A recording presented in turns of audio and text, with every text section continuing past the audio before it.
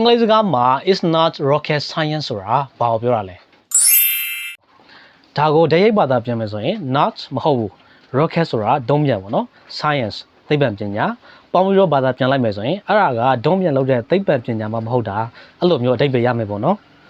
အဲ့ဒါကိုအင်္ဂလိပ်တွေမှာတခုခုဟာလောက်ရမှာသိမခက်ဘူးလောက်ရင်ရနိုင်ရဆိုတဲ့အဓိပ္ပာယ်နဲ့သုံးပါတယ်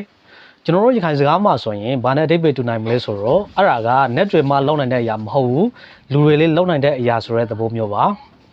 စကားပြောတဲ့အခါကျတော့အဲ့ဒါ net တက်လားအဲ့လိုမျိုးသုံးကြတယ်ပေါ့နော်ဥပမာ the job is challenging but it's not rocket science the job is challenging but it's not rocket science နောက်ထပ်ဥပမာတစ်ခုကတော့ it's not rocket science to write a new lesson it's not rocket science to write a new lesson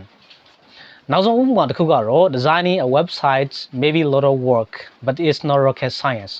designing a website may be a lot of work but it's not rocket science